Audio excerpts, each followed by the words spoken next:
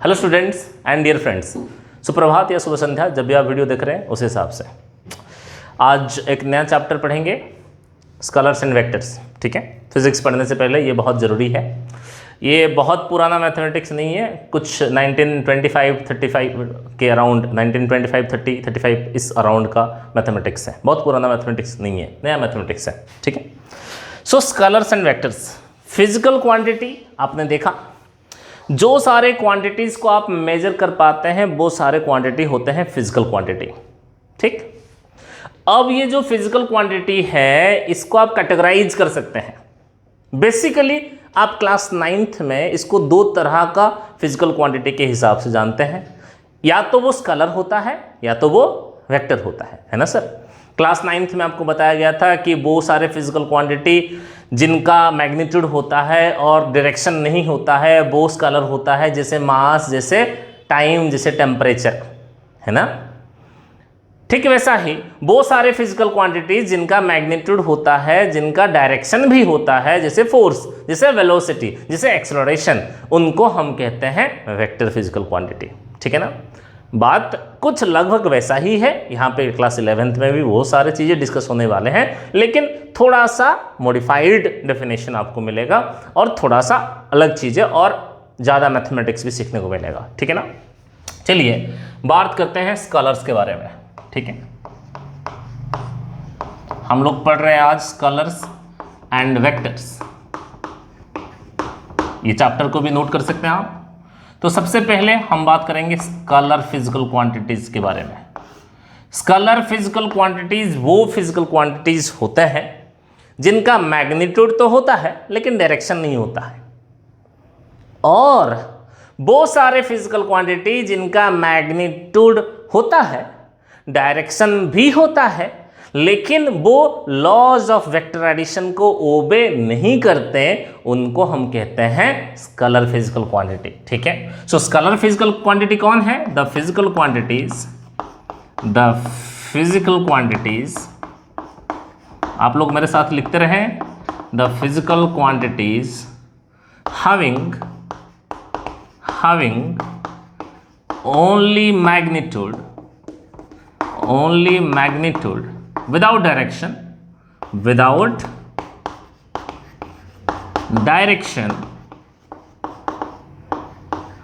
and the quantities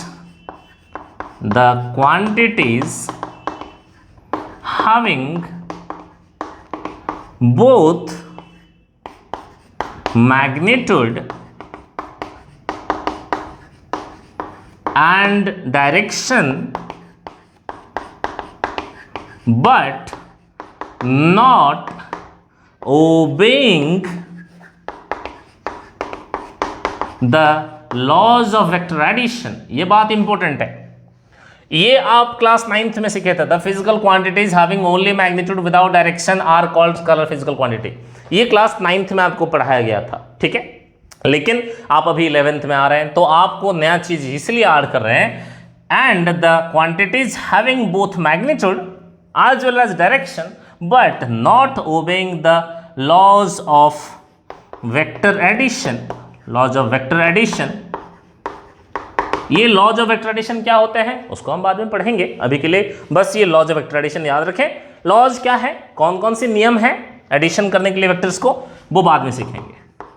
laws of vector addition are called scalar physical quantity, और simple scalars बोल सकते हैं।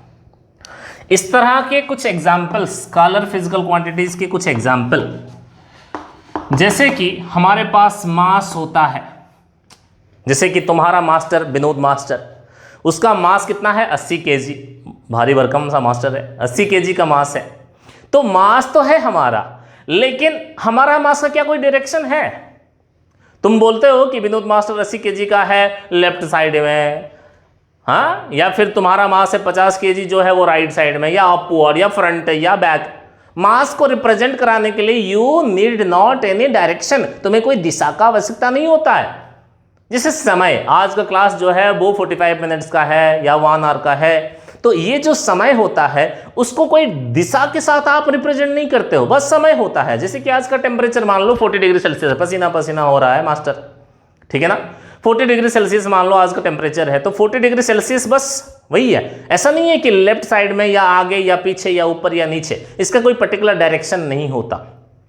बहुत सारे फिजिकल क्वांटिटी जिनका डायरेक्शन नहीं है, सिर्फ मैग्नीट्यूड है, उनको हम कहते हैं स्केलर, जैसे कि मास, जैसे कि टाइम, जैसे कि टेम्परेचर।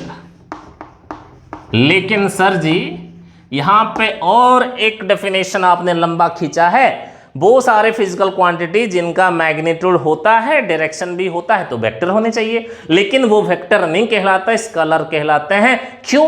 क्योंकि वो लॉज ऑफ वेक्टर एडिशन को ओबे नहीं करते हैं। वैसा फिजिकल क्वांटिटी एक है करेंट। करंट देखो इस तरफ मान लीजिए हम बोलेंगे करंट जो है वो 5 एम्पियर का करंट जा रहा है, मैग्नीट्यूड है, हाँ भैया है, 5 एम्पियर है।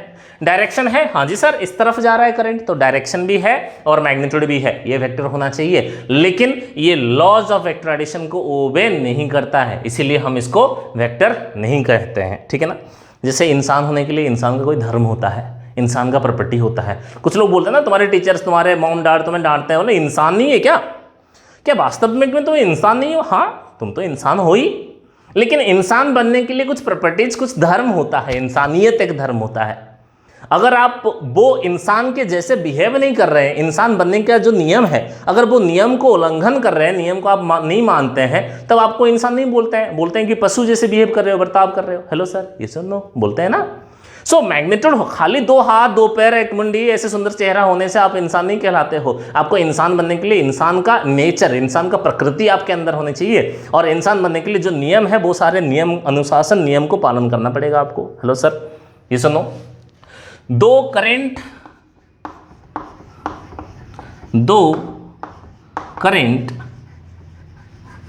has both magnitude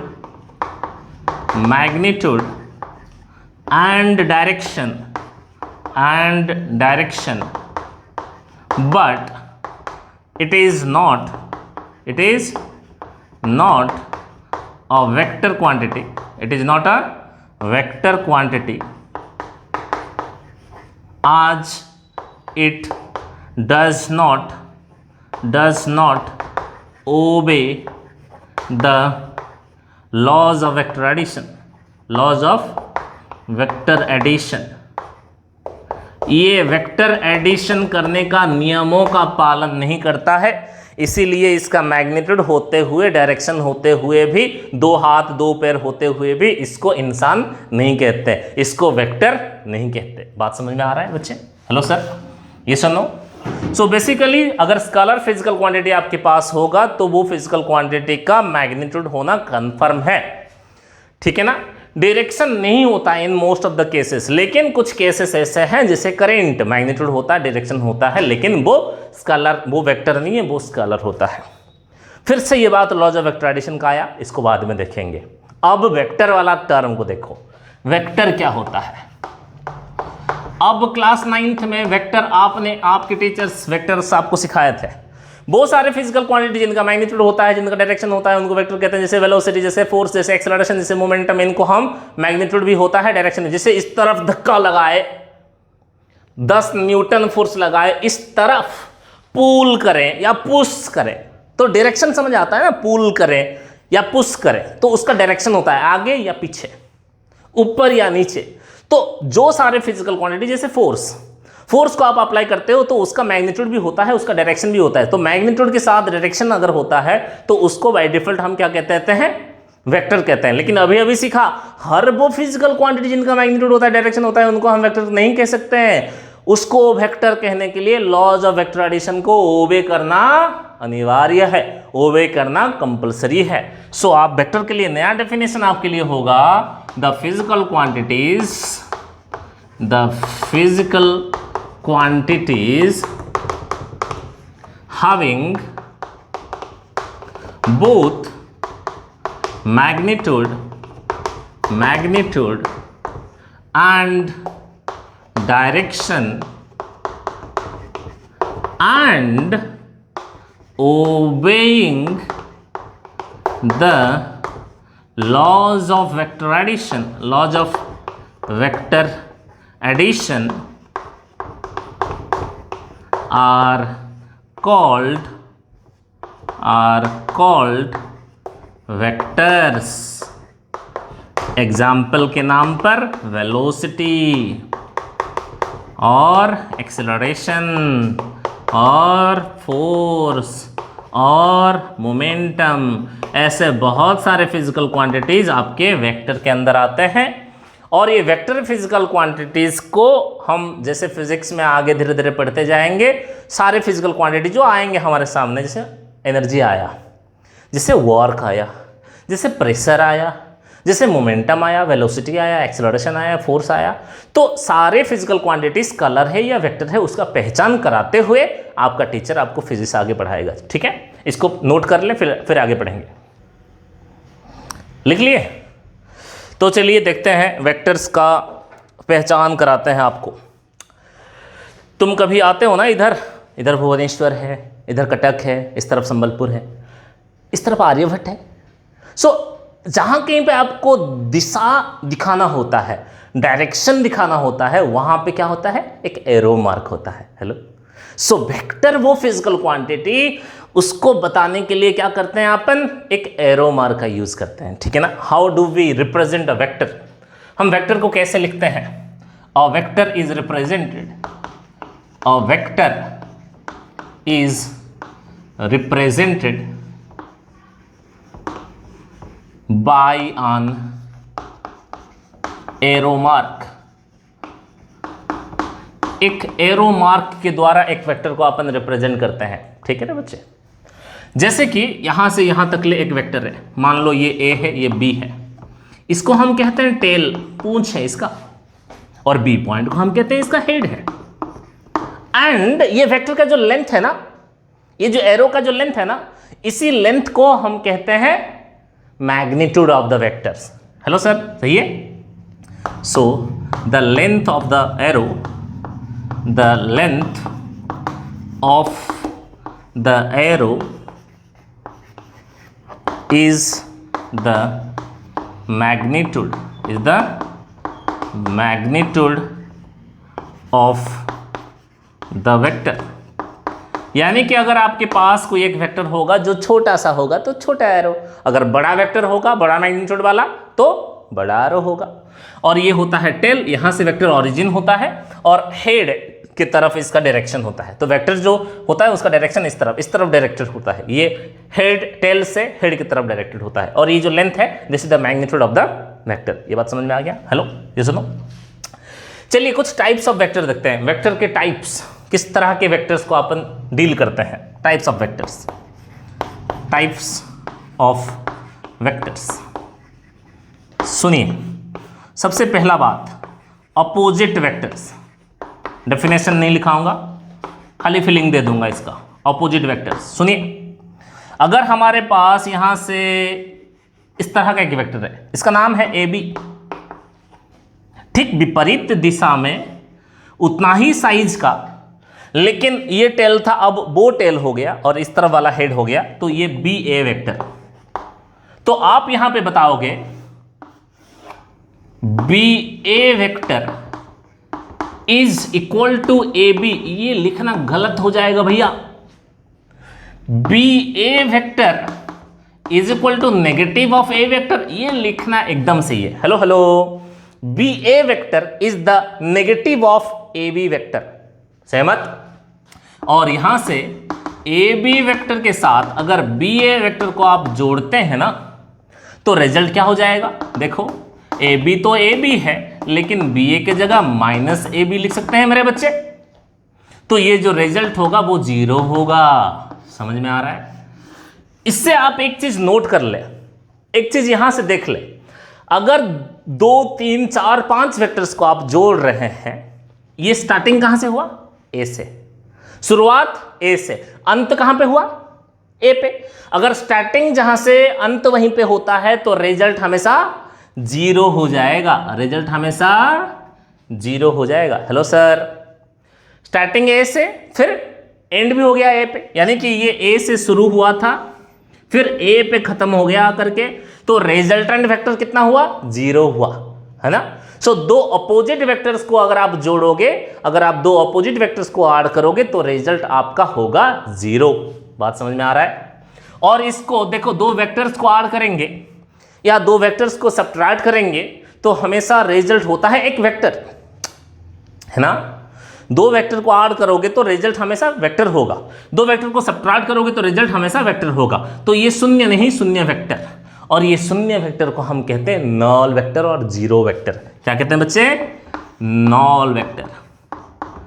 null vector, नल माने शून्य, जीरो वेक्टर और नल वेक्टर।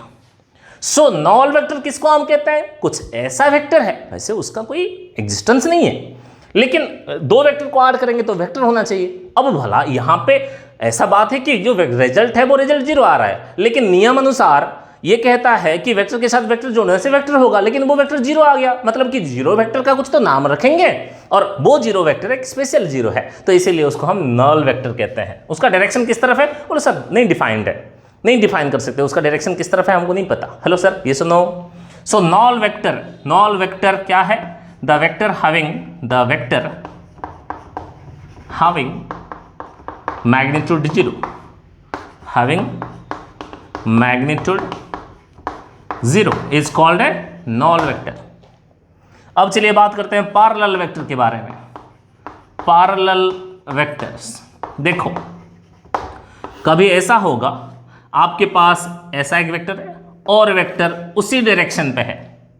सो ये ए बी वेक्टर और ये सी डी वेक्टर, ये दोनों एक ही डायरेक्शन में है, दोनों का मैग्नीट्यूड अलग अलग है, लेकिन दोनों का डायरेक्शन एक डायरेक्शन पे है, एक तरफ है, तो इनके बीच में जो एंगल है वो एंगल है 0 डिग्री। ऐसा भी हो सकता था ए बी वेक्टर इस तरफ और सी डी वेक्टर इस तरफ हो सकता था अपोजिट में। अगर एंगल 0 डिग्री या 180 डिग्री होता है तब आप ये ए बी वेक्टर को रिप्रेजेंट आप ऐसे करेंगे, ए बी वेक्टर, अब लिखेंगे नहीं वेक्टर, ए बी के ऊपर एरो मार्क, मतलब समझ में आ गया ये कौन है? A B vector. जैसे यहां पे ए बी, तो इसको हम पढ़ेंगे ए बी वेक्टर, इस तरह ऐसा रिप्रेजेंट करेंगे। ए बी वेक्टर को हम रिप्रेजेंट करेंगे ऐसा, ए बी के ऊपर एरो मार्क, मतलब ये A B vector. So A B vector is parallel to C D vector, ठीक है ना।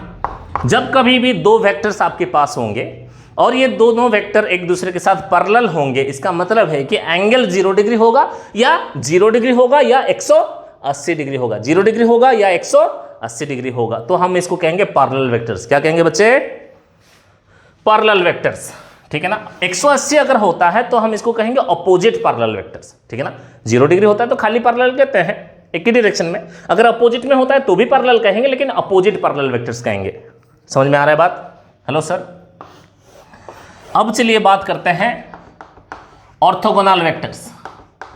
ऑर्थोगोनल वेक्टर्स, ऑर्थोगोनल वेक्टर कहना जो है, परपेंडिकुलर वेक्टर्स कहना वही है, नॉर्मल वेक्टर्स कहना वही है। अगर आपके पास यहाँ पे एक ए बी वेक्टर है और इस तरह और एक वेक्टर है सी डी वेक्टर, उनके बीच में थीटा जो है वो 90 डिग्री है, तो आप कहेंगे A B vector is perpendicular to C D vector, यानी कि ए बी और सी डी दोनों एक दूसरे के साथ परपेंडिकुलर या ऑर्थोगोनल।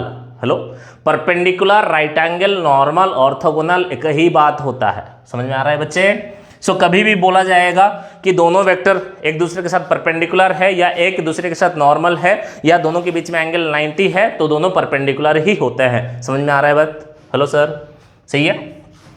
चलिए, कोलिनियर वेक्टर्स, डेफिनेशन नहीं लिखा रहा हूं मैं, खाली फिलिंग दे रहा हूं। कोलिनियर वेक्टर्स, अगर इस तरफ ए बी वेक्टर उसी लाइन के अलोंग और एक वेक्टर सी डी वेक्टर, ये दोनों बराबर एक ही लाइन पर एक्ट कर रहे हैं, तो हम इसको कहते हैं collinear vectors. So when both the vectors are acting along the same line they are called collinear. When the vectors are acting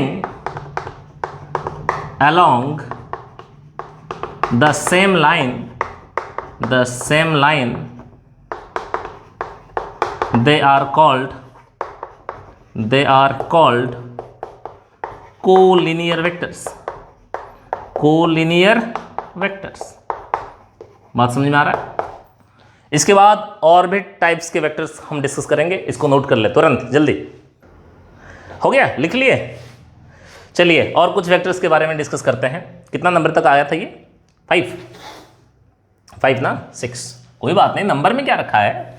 हाँ, लोगों का उम्र हो जाता है, एज होता है, बूढ़ा जाते हैं, फिर लोग बोलते हैं कि उम्र में क्या रखा है। 60 साल के उम्र के लोग होते हैं, बोले कि age is just a number. अरे भाई, जब 60 साल की उम्र के लोग जो बोलते हैं वो बोलते हैं कि age is just a number, 60 नहीं 70-80 साल के लोग भी बोलते हैं age is just a number. मतलब ये जो नंबरिंग है ये क्या है? ये 5-6 just a number, don't worry, कोई 5-6 जो भी लिखे चलेगा। कंकरेंट वेक्टर्स, सुनो, जब ऐसा होगा आपके वेक्टर्स एक ही पॉइंट से सारे वेक्टर्स निकलेंगे या एक ही पॉइंट में सारे वेक्टर्स आ मिलेंगे या एक ही पॉइंट में सारे वेक्टर्स इंटरसेक्ट कर देंगे, तब हम इसको कहेंगे कि ये जो वेक्टर्स हैं ये को कंकरेंट वेक्टर्स है। ये ए vector, B vector, C vector, D vector है। सारे नामकरण नहीं कर रहा हूं, टाइम वेस्ट हो जाएगा। सो जब कभी भी व्हेन द वेक्टर्स origin और मिड यानी कि टर्मिनेट किए यहाँ पे, ठीक है ना, मिले यहाँ पे, मिड किए और intersect at a point, then they are called concurrent vectors। क्या कहते हैं उसको? concurrent vectors। ठीक वैसा ही और एक टाइप है वेक्टर का नामकरण हम करते हैं तो कोप्लानर वेक्टर्स होते हैं। कोप्लानर वेक्टर्स कब कहेंगे? मान लीजिए हमारे पास यहां पे एक प्लेन है, ठीक है, इस प्लेन के ऊपर अगर सारे वेक्टर्स लाई करते हैं, यहां पे ए वेक्टर, ये बी वेक्टर, ये C vector, if vectors are lying at a same plane, on a same plane, अगर वेक्टर्स एक ही प्लेन पर लाई कर रहे होंगे तो हम उनको कहते हैं coplanar vectors. Here A vector, B vector and C vector are lying on a same plane, so they are called coplanar.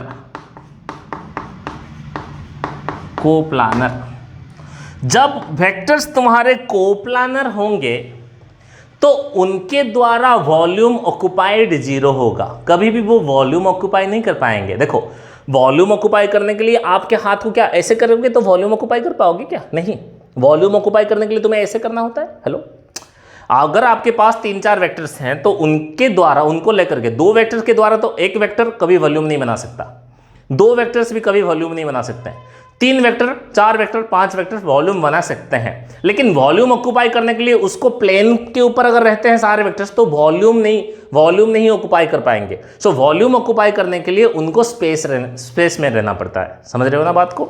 So when the vectors are coplanar, the volume occupied, ये कोप्लानरिटी चेकिंग में भी class 12th में देखो। और एक important बात है, अभी फिजिक्स का टीचर आपको पढ़ाता है ना यूनिट एंड डायमेंशन के बाद बेसिक मैथमेटिक्स पढ़ाता है। ये भी बेसिक मैथमेटिक्स का पोर्शन ही है। सो बेसिक मैथमेटिक्स में तुम्हें कैलकुलस पढ़ाया जाता है, डिफरेंशिएशन, इंटीग्रेशन सिखाता है फिजिक्स का टीचर। तो क्लास 12th का ना मैथमेटिक्स का पूरा लगभग 40-45% का जो मैथमेटिक्स है वो कैलकुलस बेस्ड है। उसके बाद आप इंजीनियरिंग में आते हैं, उसके बाद ग्रेजुएशन में आते हैं तो आपको वो कैलकुलस का बहुत ज़्यादा इस्तेमाल होता है। ठीक है, वैसा ही आपको आपका फिजिक्स का टीचर ही जो स्केलर्स एंड वेक्टर वाला चैप्टर पढ़ा रहा है ना, इस चैप्टर को आप ध्यान से देखें क्योंकि ये क्लास 12th का एक चैप्टर है मैथमेटिक्स का। सो ये मैथमेटिक्स आपको ऐसे फिजिक्स में तो इस्तेमाल आएगा ही, क्लास 12th का कुछ पोर्शन भी आपका फिजिक्स का टीचर पढ़ा रहा है आपको। ठीक है ना, तो इसीलिए ध्यान से देखें इस चीज़ों को। सो वॉल्यूम ऑक्युपाइड, ये क्लास 12th में देखो, ये वाला पॉइंट आप याद रखो, कोप्लानरिटी चेक करना होगा। वेक्टर्स दिए होंगे और बोला जाएगा कि ये वेक्टर्स कोप्लानर है या नहीं है, चेक करो। अगर कोप्लानर होंगे तो वॉल्यूम क्या होगा, occupied by them will be 0, और वॉल्यूम ऑक्युपाइड के लिए फॉर्मूला वो अलग बात है, वो पढ़ाएंगे मैथमेटिक्स टीचर आपको। So the volume occupied by the coplanar vectors is 0। ये कोप्लानर वेक्टर्स के द्वारा वॉल्यूम ऑक्युपाइड हमेशा 0 होता है। ये बात समझ में आ गया? अरे सही है। चलिए और एक वेक्टर के बारे में बात करते हैं जिसको हम कहते हैं यूनिट वेक्टर। यूनिट वेक्टर नाम से पता चल रहा है कि वान कुछ होगा। इसको रिप्रेजेंट करते हैं एक टोपी द्वारा, कैप। यूनिट वेक्टर क्या होता है? यूनिट वेक्टर का इस्तेमाल बेसिकली हम करते हैं to find the direction. Direction दिखाने के लिए यूनिट वेक्टर का इस्तेमाल होता है। यूनिट माने 1, मैग्नीट्यूड 1। वो सारे वेक्टर्स दुनिया में जिनका मैग्नीट्यूड 1 होता है उनको हम कहते हैं unit vectors. So the vectors having magnitude 1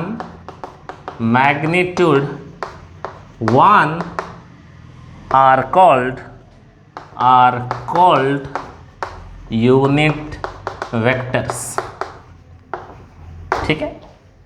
so unit vector को कैसे रिप्रेजेंट करते हैं? जैसे कि हम बोले ए कैप, ए के ऊपर टोपी लगा है तो इसको पढ़ेंगे ए कैप। ए कैप क्या है? टोपी लगा है तो आंख बंद करके आंख खोल के देख लेंगे, टोपी लगा है तो आंख बंद कर देंगे और फिर बोलेंगे कि ये यूनिट वेक्टर है। ठीक है ना? सो टोपी लगा है तो बाय डिफॉल्ट ये एक यूनिट वेक्टर है। सो ए कैप एक क्या है? A cap is a unit vector. A cap is a unit vector along a vector. A vector का डायरेक्शन जिस तरफ, उसी डायरेक्शन के along एक छोटा सा वेक्टर जिसका मैग्नीट्यूड 1 होता है, उसी को हम कहते हैं unit vector along a vector. ठीक वैसा ही बी वेक्टर के along एक छोटा सा वेक्टर जिसका मैग्नीट्यूड 1 होगा, उसको हम कहेंगे बी कैप। आर वेक्टर के अलॉन्ग एक छोटा सा वेक्टर जिसका मैग्नीट्यूड 1 होगा, उसको हम कहेंगे आर कैप। ठीक है। सो यूनिट वेक्टर जो है उसका मैग्नीट्यूड होता है 1। यूनिट वेक्टर का मैग्नीट्यूड हमेशा कितना होता है बच्चे? 1 होता है। अब थोड़ा यूनिट वेक्टर का फीलिंग आपको देते हैं। यूनिट वेक्टर क्या है? मान लीजिए हमारे पास यहां से यहां तक ए वेक्टर है। ये कौन है बाबू? ए वेक्टर। और यहां पे जो मेरा ए वेक्टर है वो ए वेक्टर का मैग्नीट्यूड मान लीजिए 5 यूनिट्स है। कितना यूनिट्स है बच्चे? 5 यूनिट्स है।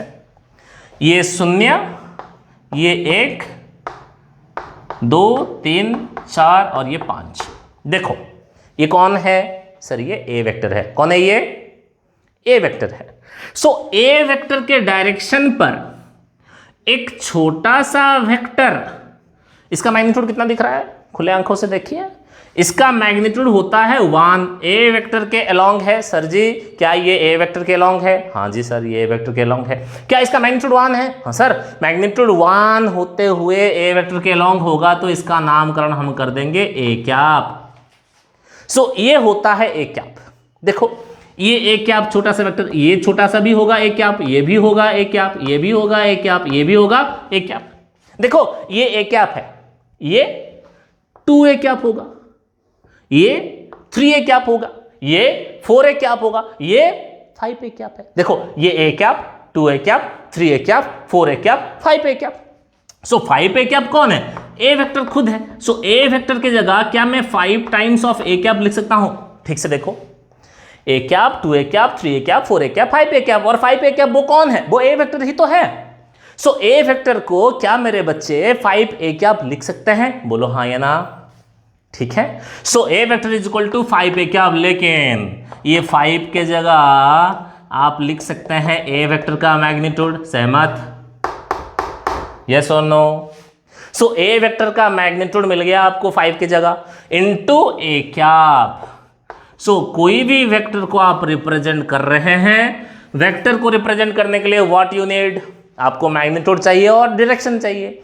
ए वेक्टर का मैग्नीट्यूड तो ये है और ए कैप आपको ए वेक्टर का डायरेक्शन शो कराता है, उसका मैग्नीट्यूड 1 है। उसको मल्टीप्लाई कर देने से मैग्नीट्यूड में कोई फर्क नहीं आएगा, क्योंकि उसका मैग्नीट्यूड 1 है, 1 को मल्टीप्लाई करने से मैग्नीट्यूड में कोई फर्क नहीं आता है, लेकिन उसका डायरेक्शन है along A vector. So unit vector is mostly used to show the direction of the vector. So A vector को रिप्रेजेंट करेंगे ए वेक्टर का मैग्नीट्यूड इनटू ए कैप, मतलब कि यहां पे ए कैप मिल जाएगा ए वेक्टर खुद बाय उसका अपना मैग्नीट्यूड।